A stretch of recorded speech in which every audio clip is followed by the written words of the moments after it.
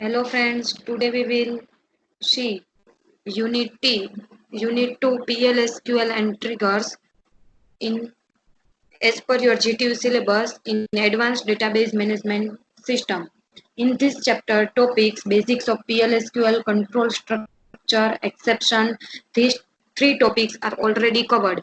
Today I am discussing theory of this only theory of these three topics: cursor, procedure and function, packages, because practical of this topic is already sent you by me. First, cursor. What is cursor? Cursor is a pointer, and basically આપણે cursor basically contains all the information needed to process SQL statement. SQL statement તમે કોઈ પણ run કરો તો તેની બધી information છે એ cursor પાસે છે. આપણે કર્સરનો યુઝ શું કામે કરીએ છીએ? Why use cursor? હું તમને એક એક્ઝામ્પલ આપું તો એમ્પ્લોય નામનું ટેબલ છે. એમ્પ્લોય નામના ટેબલની અંદર 1000 સોફ્ટવેર રેકોર્ડ છે અવેલેબલ છે. કોઈ પણ તમને એમ કહું કે 15000 અપ જેની સેલેરી છે એવા એમ્પ્લોય આપણે ફાઉન્ડ કરવાના છે, તો સિમ્પલી આપણે શું કરશું? સિલેક્ટ સ્ટેટમેન્ટ નો યુઝ કરશું. Select star from table name છે employ where salary greater than 15000.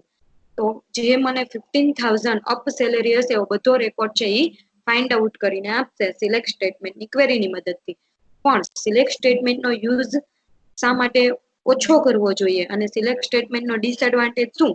તો કે જ્યારે મારે જરૂર પડશે ત્યારે આવું સિલેક્ટ સ્ટેટમેન્ટની ક્વેરી છે એ ફાયર કરવી પડશે. અને સેકન્ડ કે સિલેક્ટ સ્ટેટમેન્ટ છે એ રો બાય રો આખા ડેટાબેઝનું ટેબલ છે એ ચેક કરશે. એમ્પ્લોયનું બધું રો બાય રો બધી ડેટા છે એ ચેક કરશે, તો ટાઈમ કન્ઝ્યુમિંગ પ્રોસેસ છે, ટાઈમ પણ વધારે જોશે. એની જગ્યાએ જો હું કર્સરનો યુઝ કરું કે કર્સર ક્રિએટ અ મેમરી, એને કહેવાય કન્ટેક્સ્ટ એરિયા, તો આ કર્સરની મદદથી મારે આટલી સિલેક્ટની query again and again fire કરવી હોય તો રો બાય રો ચેક કરવાની જગ્યાએ એ નંબર ઓફ રો છે કેટલી પ્રોસેસ થઈ, નંબર ઓફ રો કેટલી અફેક્ટ થઈ, એ બધું મારે હું જાણી શકું છું by using cursor. Two types of એ કર્સર છે, ઇમ્પ્લિસિટ કર્સર અને એક્સપ્લિસિટ કર્સર. ઇમ્પ્લિસિટ કર્સર કે જે ઓટોમેટિકલી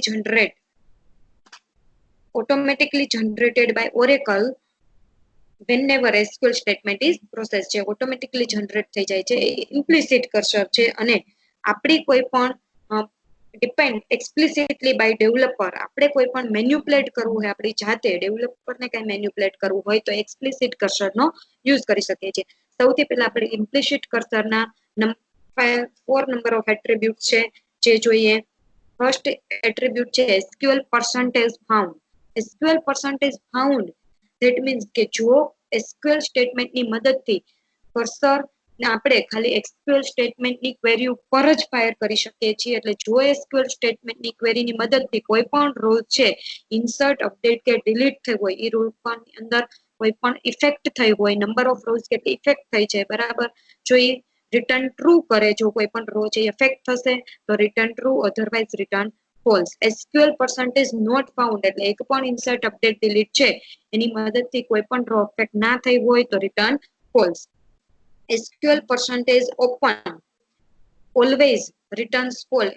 ઇમ્પ્લિસિટ કર્સરની અંદર SQL percentage is open always false આવશે, બીકોઝ કે આપણે ઇમ્પ્લિસિટ કર્સર જોઈએ છે અને ઇમ્પ્લિસિટ કર્સર છે જે SQL સ્ટેટમેન્ટની અંદર ઓટોમેટિકલી એક્ઝિક્યુટ થાય છે.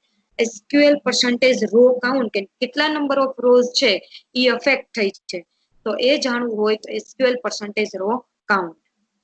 નેક્સ્ટ છે એક્સપ્લિસિટ કર્સર.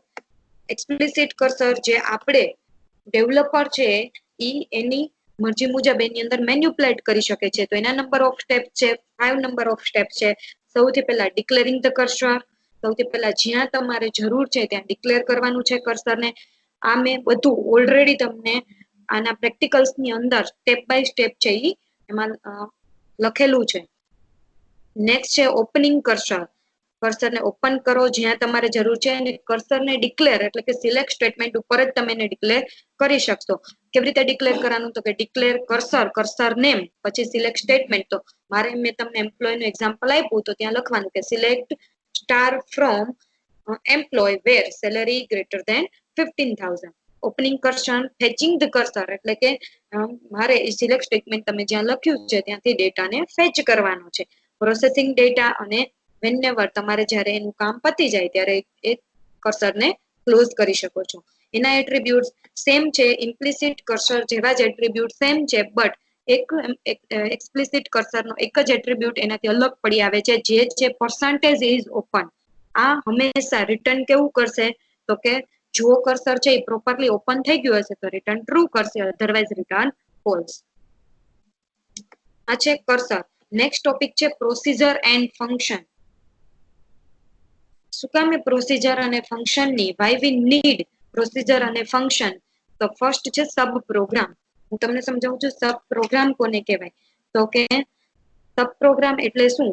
તો કે એક આખું મોટું PLSQL બ્લોક છે કે કોઈ પણ નંબર ઓફ ક્વેરીઝ છે એ મારે એટલું મોટું ટાસ્ક છે પરફોર્મ ના કરવું પડે તો એના હું ડિવાઈડ કરું, એનું ફર્ધર ડિવાઈડ કરું અને એને અલગ અલગ કોઈ પણ વર્ક સોંપવું, જેથી કરીને મારું વર્ક પણ ઈઝી થઈ જાય અને બધા એની કહેવત છે કે આપણે જો સાથે મળીને બધા કામ કરીએ તો એ કામ હળવું સહેલું પણ બની જાય અને એ કામનું આઉટપુટ પણ ફટાફટ મળે. તો એવી રીતે પ્રોસીજર અને ફંક્શનની મદદથી બ્લોક ઓફ એ ડેટા ઘણો બધો એક સાથે આખો બ્લોક મારે લખવો ના પડે એટલા માટે હું પ્રોસીજર અને ફંક્શનનો યુઝ કરી શકું છું.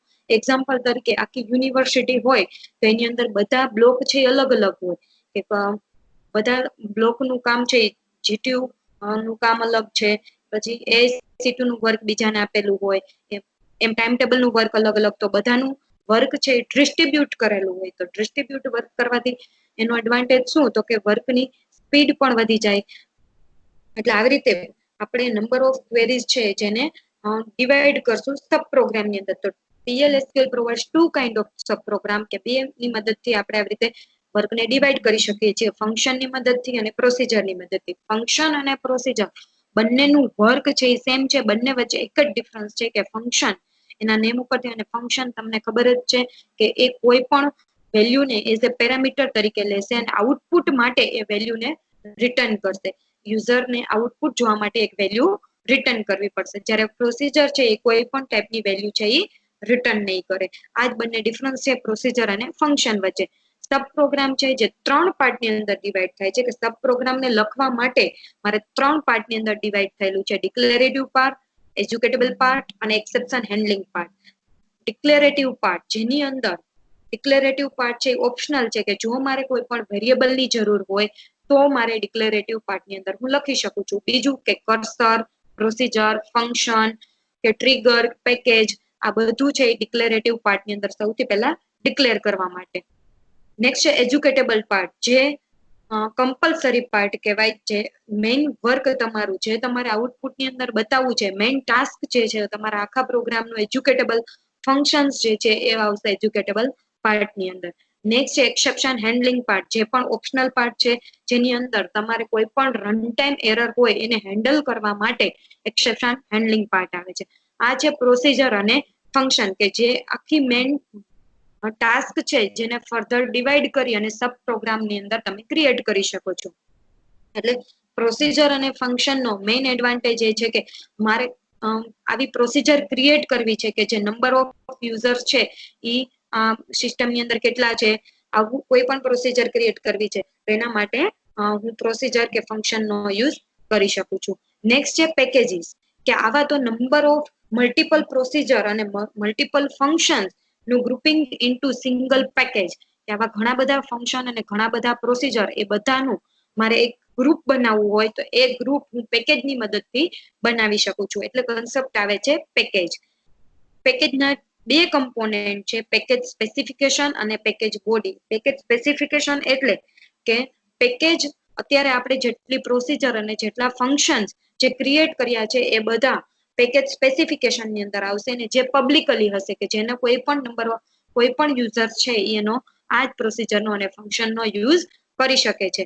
તો એક એમ્પ્લોય નામનું ટેબલ હોય એ પણ એમ્પ્લોય નામનું ટેબલ છે, સપોઝ બેંકનું એમ્પ્લોય નામનું ટેબલ છે તો એમ્પ્લોય નામના ટેબલની ઉપર પણ ઘણા બધા મેઇન ટેબલ હશે, બરાબર, કે જે તો ઈ એમ્પ્લોય નામનું ટેબલ છે એ ક્યાંક ડિવાઈડ થયેલું હશે, સબ પ્રોગ્રામ થયેલું હશે અને એની પ્રોસીજર અને ફંક્શન મારે એક્સેસ કરવા હોય તો હું મેઇન ટેબલની અંદરથી કરી શકું છું. તો એ સ્પેસિફિકેશનમાં લખેલું હોય કે જે ઓપનલી હોય, જે બધા એનો યુઝ કરી શકે. પણ પેકેજ બોડી કે આ જ એમ્પ્લોય નામનું ટેબલ છે એની અંદર મારે કંઈક પ્રાઇવેટ ડેટા રાખવો છે કે જે મારે બીજા યુઝરને ઇનવિઝિબલ રાખવો છે કે બીજો યુઝર એને એક્સેસ કરી શકે નહીં, જેમ કે યુઝર નેમ એન્ડ પાસવર્ડ તો એ પ્રાઇવેટ ડેટા છે, તો હું પેકેજ સ્પેસિફિકેશન ની અંદર નહીં મૂકું, એને ક્યાં મૂકીશ તો કે પેકેજ બોડી ની અંદર. ઈ જ પેકેજ છે, ઈ જ પ્રોસીજર અને એ જ ફંક્શન છે, પણ એની અંદર જ મારે કંઈક મારો પ્રાઇવેટ ડેટા છે એ રાખવો છે, તો એ હું પેકેજ બોડી ની અંદર રાખી શકું છું.